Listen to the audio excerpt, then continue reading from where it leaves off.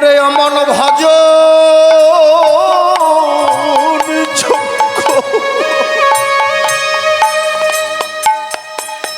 দেহ পে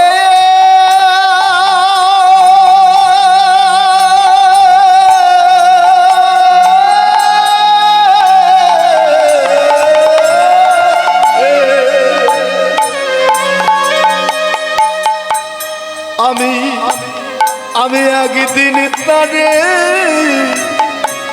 বুঝলে না রে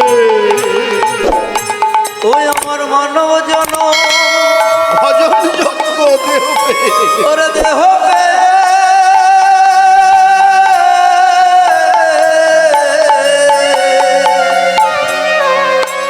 ওরে আমি একদিন তারে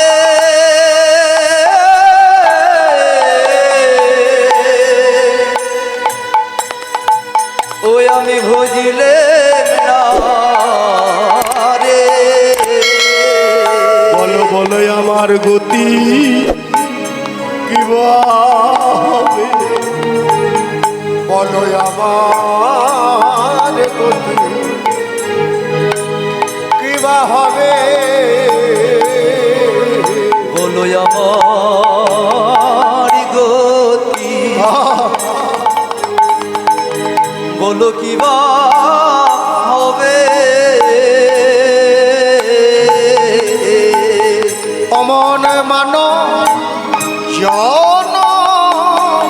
জনমিবে আমি একদিন তারে ভজলে মেনারে অমন মানব জনমে একদিন তারে হইলে না রে এমন সাধের মানব জনমে একদিন তারে হইলে না রে এমন সাধের মানব জনমে একদিন তারে হইলে না রে এমন সাধের মানব জনমে ওরে একদিন তারে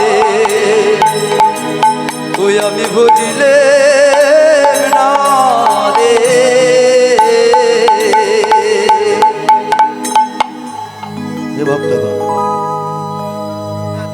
করতে করতে ভবনীলা সাঙ্গ করলেন। আমরা বিশ্বাস করি যে তিনি অবশ্যই গোলক প্রাপ্তি হবেন, ভগবানের চরণ অবধি পৌঁছে যাবেন। ভগবান বলেছেন যে নাম স্মরণ করতে করতে যে বিদায় নেয় তাকে আর এই ধরাধামে আসতে হয় না। আমরাও তার জন্য আশীর্বাদ করব, ভগবান তার সমস্ত অপরাধ ক্ষমা করে দিয়ে ভগবানের চরণ অবধি যেন পৌঁছে যায়, এই পারে যেন তাকে আর না আসতে হয়। সবাই জয়ধ্বনি এবং উলুধ্বনি দিয়ে তাকে আমরা বিদায়ী সম্ভাষণ জানাব। হরি বল।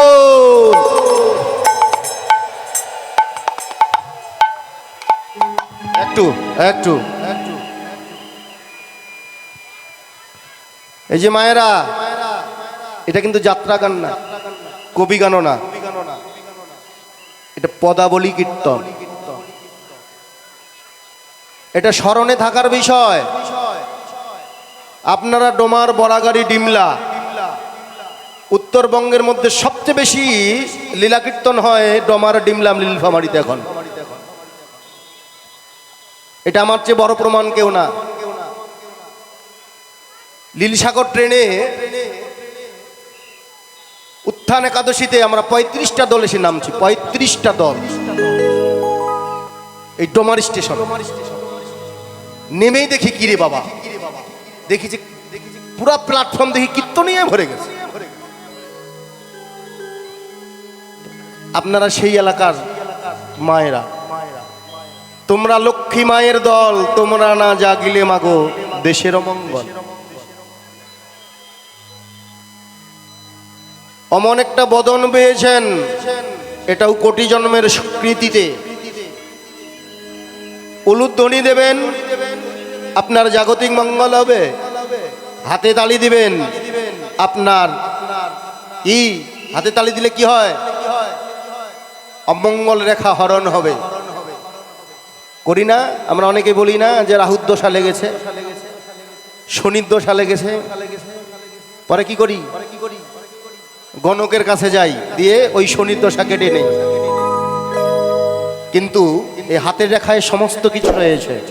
আপনি হাতে তালি দিয়ে কৃষ্ণ নাম করবেন, ইষ্ট নাম করবেন, অমঙ্গল আপনাদের যাবেই যাবে। বাবারা জয়ধ্বনি দেন, আপনারা দেখি একে অপরের দিক চেয়ে থাকেন। কি লিপস্টিক মোছার ভয়ে নাকি? গরমের দিনও তো না, ঠান্ডার দিন চাপাচাপি করে বসে আছেন সবাই। আবার একটা উলুধ্বনি দেন তো, হরি বল।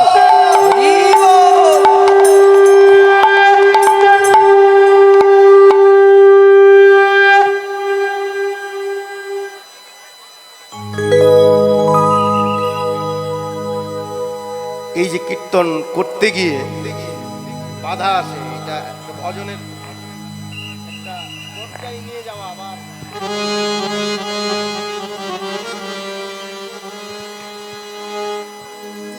তো সেই শ্রীমন মহাপ্রভু নেমেছেন হীন পতিতের ভগবান ধুলার তরে। নাম ভজ নাম করো, এই তো নাকি? নাম করো। কিন্তু এই নামের জায়গায় পঞ্চ পাণ্ডবদের আরেকজন, যিনি কি শতহস্তির শক্তি ছিল, কার? ভীম। বাহ! এই যে মায়েরা শুনবেন, কাছাকাছি যারা আছেন, বলার পরে আমি কিন্তু মাইক্রোফোন মুখে লাগিয়ে দিব কি বললাম।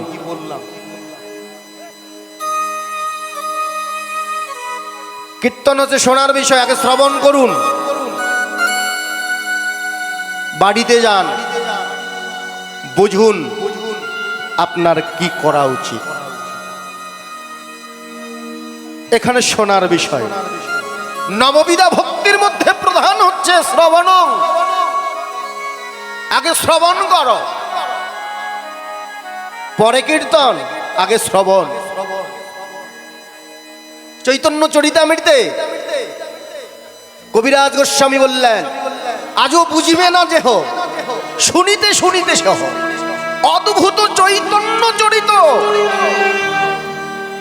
শুনলেই হইবে মম হিত। হিত মানে কি? কল্যাণ। যে বুঝি বা না বুঝি, এই লীলা স্মরণ করলেই জীবের মঙ্গল। চৈতন্য চরিতামৃতে জানিয়ে দিলেন, শুনতে হবে। তো সেই জায়গায় পঞ্চ পাণ্ডবের একজন রাজ দরবারে বসে আছেন। কে? ধর্মরাজ। কি নাম? যুধিষ্ঠির। বাহ! আপনারা দেখি যে আমার চেয়ে ভালো পারেন, দেখি। হ্যাঁ, বলিহারি বলিহারি প্রয়োজন আছে। সেই ধর্মরাজ যুধিষ্ঠির রাজসভায় বসে আছেন। ঠিক সেই সময় রাজ দরবারে কে যেন একজন দেখা করতে এসেছেন। ধর্মরাজ যুধিষ্ঠির ভীমকে বলছে, ভীম দেখো তো, আমার রাজ্যের বাইরে রাজ দরবারের প্রধান গেটে কে জানি এসেছে আমার সঙ্গে দেখা করবার জন্য। ভীম বলছে, দাদা এক্ষুনি গিয়ে আমি সংবাদটা নিয়ে আসি।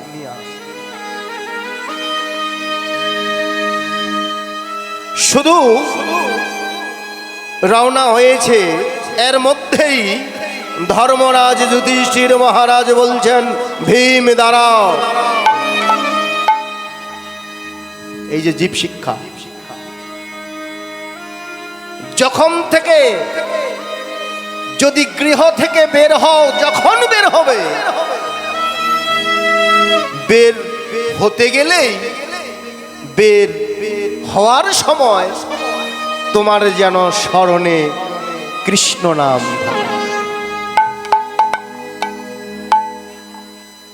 এই যে মায়েরা, আমরা তো অনেক জায়গায় যাই, তাড়াহুড়া করে সময় পাই না, অনেক সময় রাস্তায় আমাদের বিপদ হয়ে যায়। কিন্তু ধর্মরাজ যুধিষ্ঠি বলল, ভীম বাইরে যাবি তো? গৃহের বাইরে গেলে গোবিন্দ নাম যেন স্মরণে থাকে। ভীম তো শক্তি যার বেশি, সে সহজে ভক্তির কথা গ্রহণ করে না। দেখবেন এই জগতে যারা শিক্ষিত মানুষ, অনেক উচ্চ শিক্ষিত, তাদেরকে ভক্তির কথা বলবেন, গ্রহণ করবেন।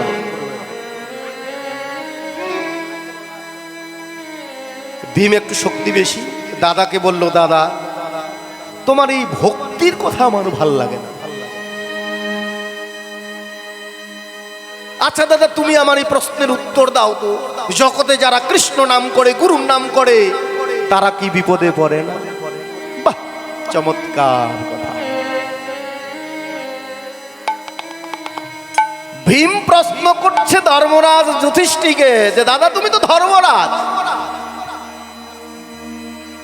তুমি বলেছ জগতে কৃষ্ণ নাম, গোবিন্দ নাম, ইষ্ট নাম, গুরুর নাম করলে বিপদ হয় না, কিন্তু জগতে যারা গুরুর নাম করে, ইষ্ট নাম করে, গোবিন্দ নাম করে, তারা কি বিপদে পড়ে না?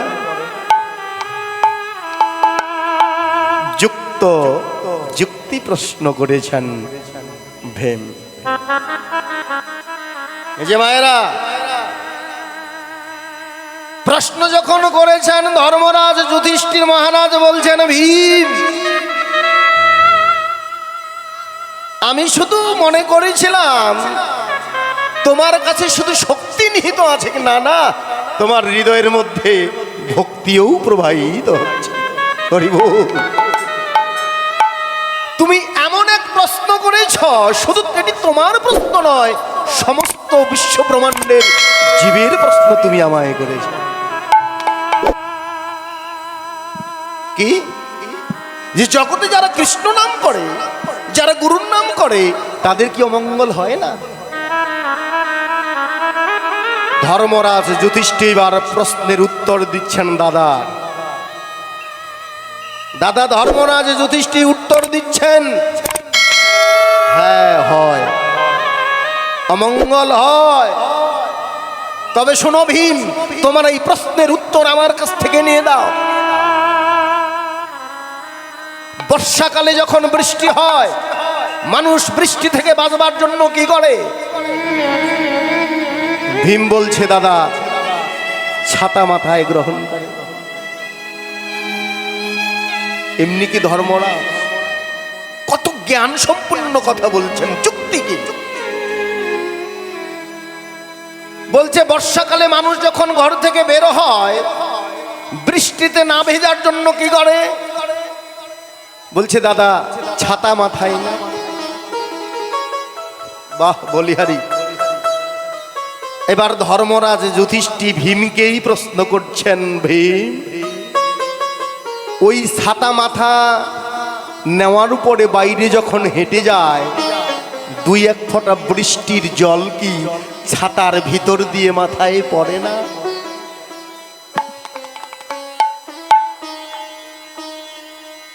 ভীম এবার চমকে গেল যে দাদা দুই এক ফোঁটা তো পড়েই। ধর্মরাজ যুধিষ্ঠির তাই বললেন, ভীম জগতে যারা কৃষ্ণ নাম, ইষ্ট নাম, গুরুর নাম করে, যারা স্মরণে থাকে, যেই বিপদ ভগবান শেল হয়ে দেবার কথা, সেটা ভক্তের অন্তরে কাটা হয়ে বিঁধে।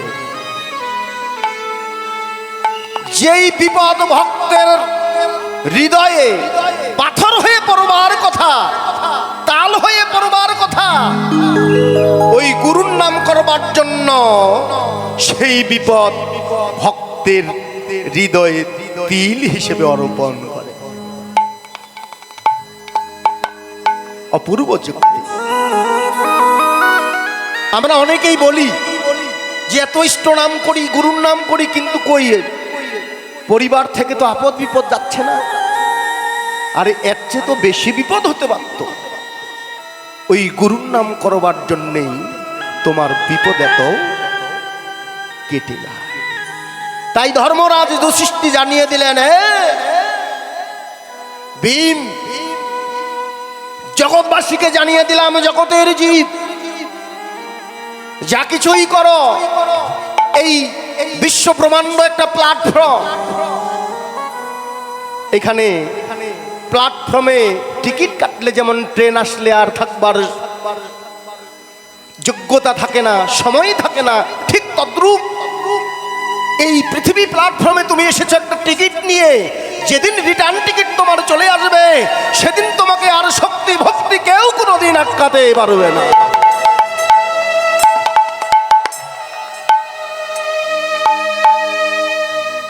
তাই আমার শ্রীমন মহাপ্রভু কি করলেন? সুরধ্বনি গঙ্গার তীরে সহচরগণ সঙ্গে লয়ে এক অপূর্ব খেলায় মেতে উঠলেন। কি খেলা? অপূর্ব খেলা।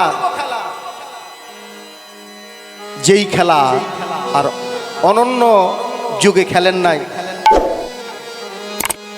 ওরে খেলা এবি নদ খেলা মালি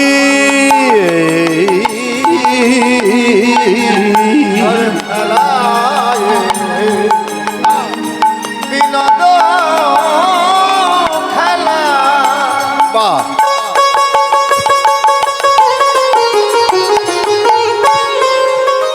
আমার গোলাগান বাবা মালি। আরে খেলায় রে বিনোদ খেলা। আমার গড়া বনমালী, আমার গোড়া বন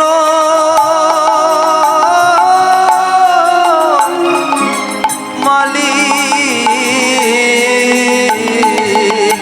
আর পুলিন বিহার করে ভকত মণ্ডলী। পুলিন বিহার করে হরিব ভকত মণ্ডলী। আর পুলি নবী হর করে ভকত ভকত মণ্ডলী। এবার খেলে হরি হরি নামের খেলা। এবার খেলে হরি নামের খেলা। ও দেখো খেলে হরি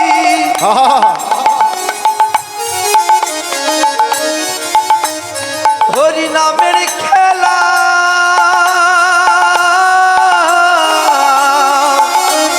জানিয়ে দিলেন। এই যে পদ লিখলেন, পদাবলীটা মূলত হচ্ছে পদকে ডিসকাস করা, পদের ব্যাখ্যা করা এবং পদের ঘাটকে উদ্ঘাটন করা। এটি হচ্ছে পদাবলীর নিয়মাবলী। কিন্তু আমরা কি করি? ভক্ত সমাজকে বোঝাবার জন্য অনেকেই ওই ট্যাবলেট ডাইরেক্ট খেতে পারে না। তখন কি করতে হয়? বাচ্চারা দেখবেন যে ট্যাবলেট খেতে পারে না, তখন মায়েরা কি করে? ওটাকে বেটে জলের মধ্যে দিয়ে খাওয়াই দে, খা। তো আমাদেরও, আমরা যারা ভক্ত সমাজ আছি, পদাবলী কীর্তনটা আগে উত্তরবঙ্গে ছিল না, এখন মোটামুটি ব্যাপক একটা প্রচলন আমাদের হয়েছে। এখন যেখানেই নাম কীর্তন সেখানেই এই পদাবলী কীর্তন হয়। তো মধ্যযুগী বৈষ্ণব কবি বললেন, খেলায় বিনোদ খেলা গড়া বন মালি। তাহলে বিনোদ শব্দের অর্থটা কি? বিনোদ খেলা, খেলায় বিনোদ খেলা গড়া বনমালী পুলিন বিহার করে ভকত মণ্ডলী। বিনোদ শব্দের অর্থ হচ্ছে নতুন।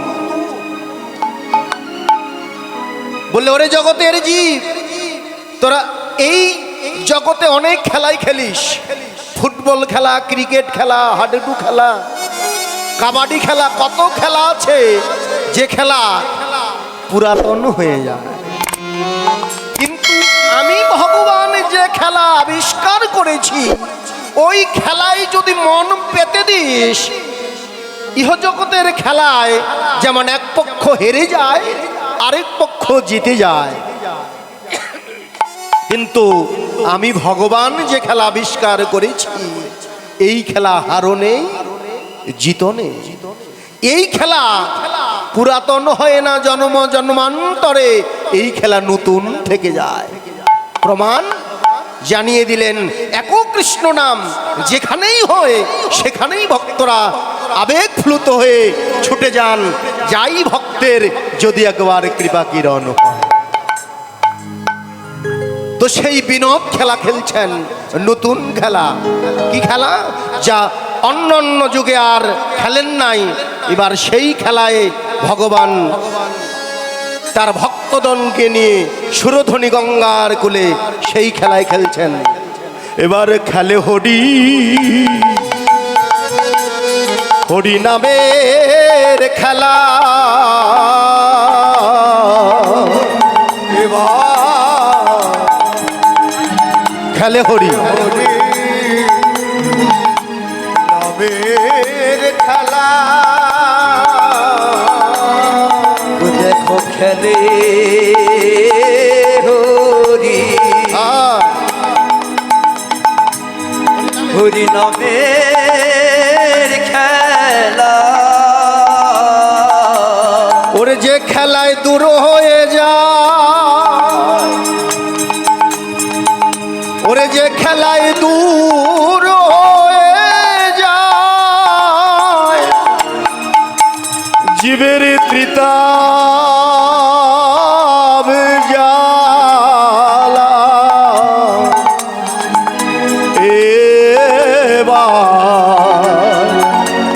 এবার খেলে হরি, হরি নামের খেলা। দূর হয়ে যাই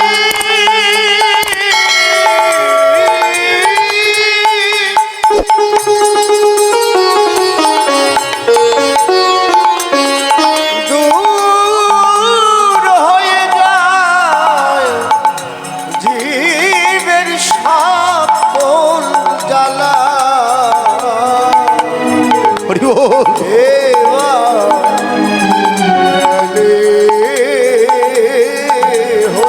হরি নামের খেলা। ওরে দূর হয়ে যায়,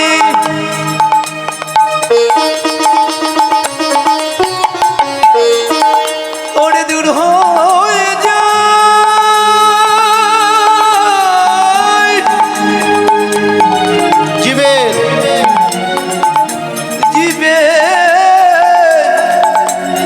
জীবের ত্রিতাব জ্বালা। এবার খেলে হরি, এবারে দেখো খেলে হরি, হরি নামের হরি নামের খেলা। হে ভক্তগণ, এই হরি নামের খেলাতে ভক্তগণ খেলছেন। ভগবান বললে, ওই ভক্তগণ, এই খেলায় হারও নেই, জিত নেই, তারপরেও এই জগতে যারা ফার্স্ট ক্লাস ফার্স্ট পায়, অনেকেই প্রথমেরও প্রথম হন, ঠিক তদ্রূপ হার জিত না থাকলেও আগে তাদেরই জয় হবে। কাদের? যারা মান অভিমান ভুলে গিয়ে অহংকারের দর্পণকে ভেঙে চুরে মনের মলিনতা দূর করে ভক্তের বাজারে গিয়ে কি করে? এই ব্রজের ধোলাতে গড়া গড়ি, এই ব্রজের ধুলাতে দেয় গড়া গড়ি এই ব্রজের ধুলাতে দেয় ওরে যে জন গড়া গরি যার যার মানুষ